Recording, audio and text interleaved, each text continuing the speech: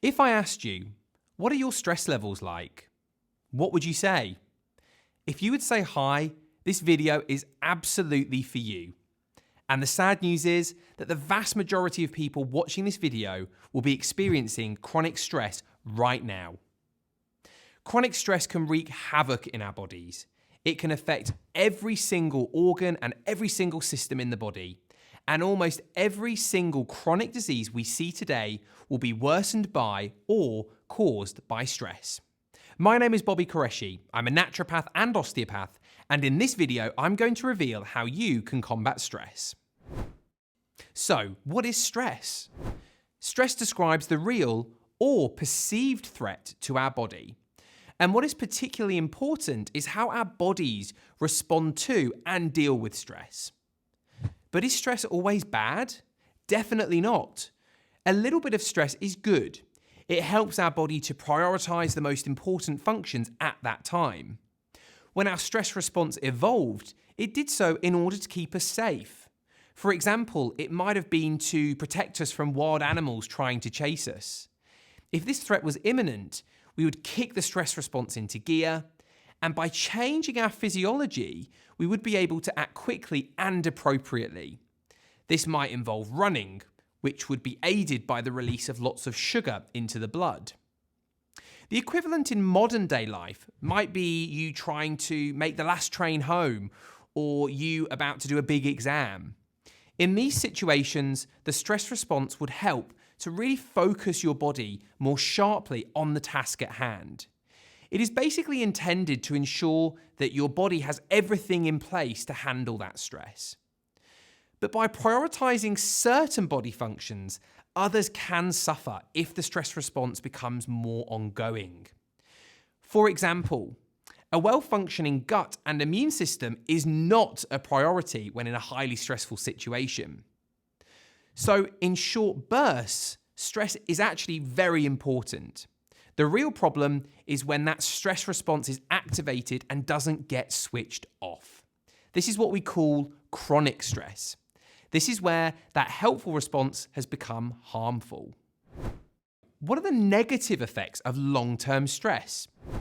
In a stress response, our body releases hormones and activates certain parts of the nervous system.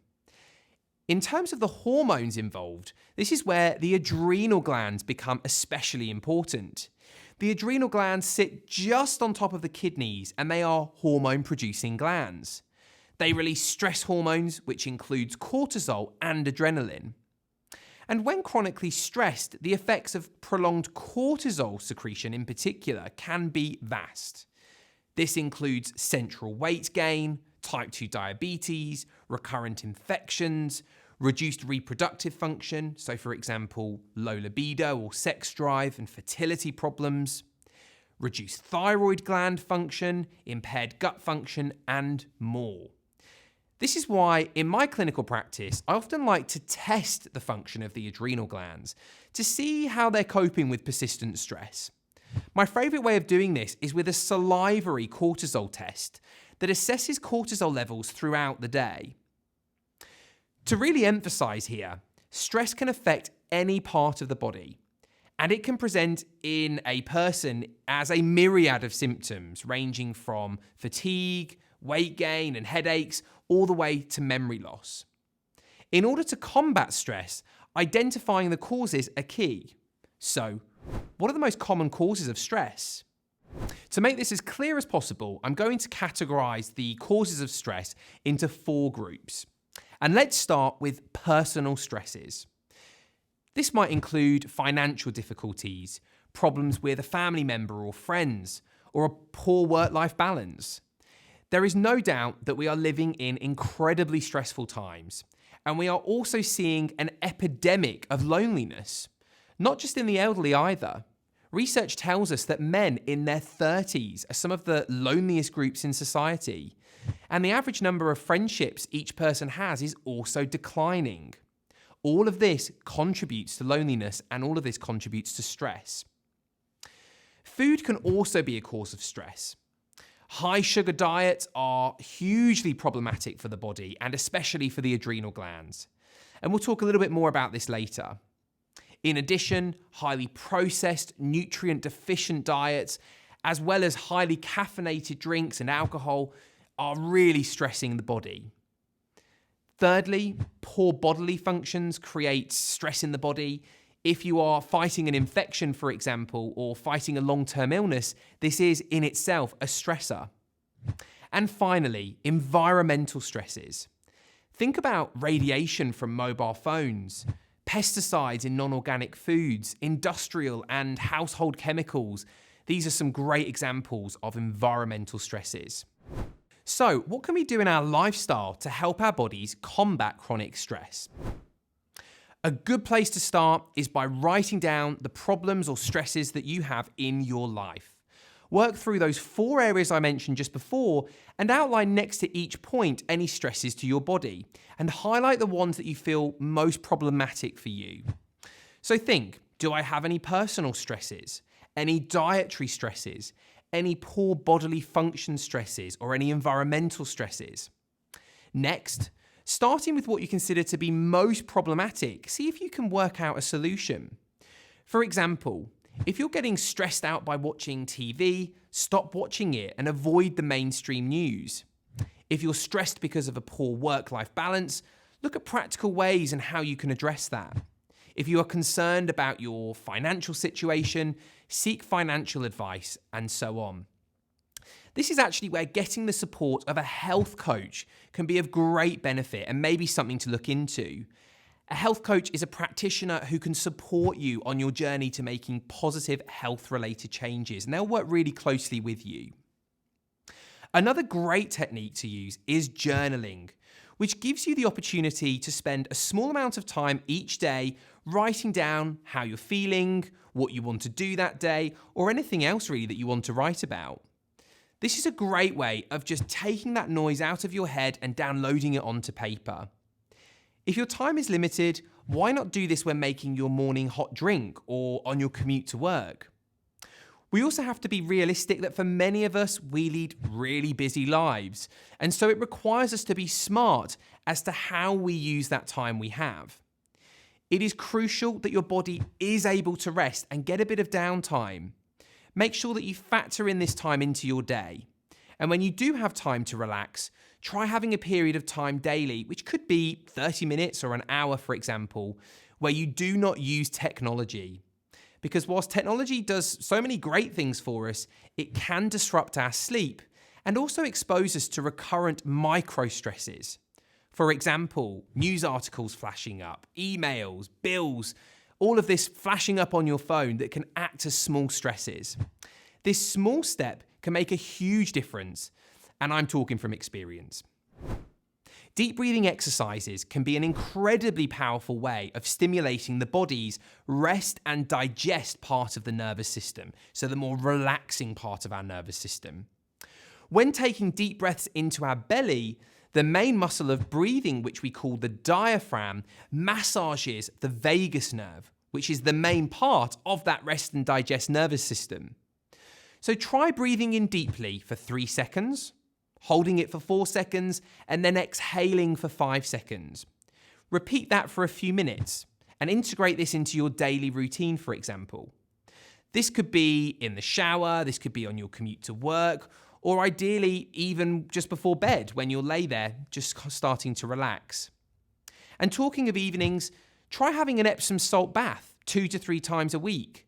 Simply pour 500 grams all the way up to 1 kilogram of the salts into a nice warm bath and just soak and relax for 20 to 30 minutes. These salts are rich in magnesium, which calms the nervous system and also supports the adrenal glands. One of the best ways to quickly de-stress is to get outside in nature. Rather than focusing on the small screen in front of you on your mobile phone, look around you outdoors, take in some deep breaths and walk. Movement alone does wonders for stress. It balances your hormones, it lifts your mood, and gives you the clarity that you might need to tackle problems in your life. Also remember that humans have evolved in communities. We generally thrive when we are in the company of others. So if you're feeling lonely, look at ways to start engaging with others around you. This could be through seeing your friends and family more, attending community centres and workshops. Think of ways of doing that in your life. Now let's talk about diet. How can this help us to combat stress? Some of the most problematic foods when it comes to promoting stress are those that spike our blood sugar levels. The worst culprits are high sugar snacks like cakes, chocolates, and sweets, as well as white carbs like white rice and white bread. Consumption of these foods results in a rapid absorption of sugar, which then quickly causes a sharp drop in blood sugar levels.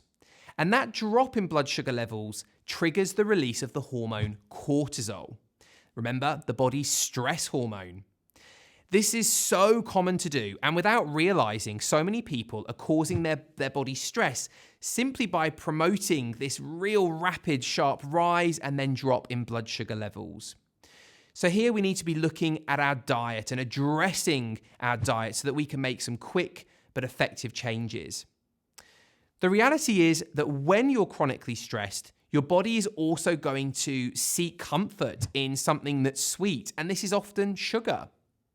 So what can you do about all of this? Well, start by swapping white carbs for more complex carbs. For example, eat brown rice instead of white rice.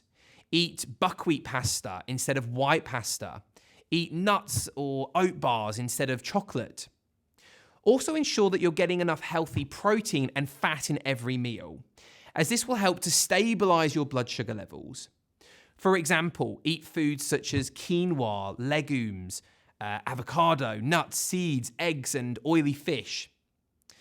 This is also a great time to reduce caffeine intake.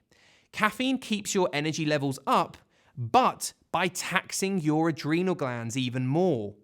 So when trying to reduce stress on the body, cutting down on the likes of coffee can be especially helpful. I often try and get my patients to instead consume relaxing herbal teas that will calm the adrenal glands down and calm the nervous system. One of my favorite choices would be chamomile tea. You could also look at something called chicory root coffee, a great alternative that's actually really healthy, provides many health benefits. Another beverage which can be really problematic in stress is alcohol. I find it interesting how so many people use alcohol as a way of relaxing. Despite alcohol being a stressor in itself, how often do people say, I can't wait to get home tonight and just chill with a glass of wine?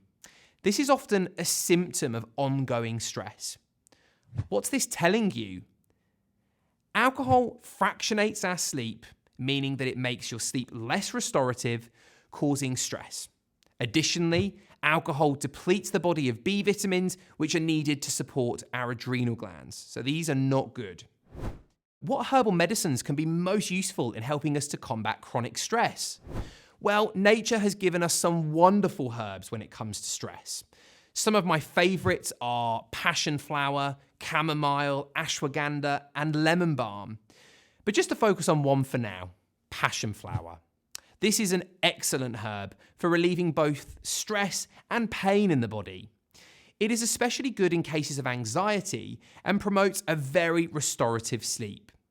It is especially good at helping you get off to sleep. So if you're the sort of person who goes to bed a little wired because of stress, with thoughts circulating around your head, this is the herb for you. I would suggest using this herb in the form of a tea.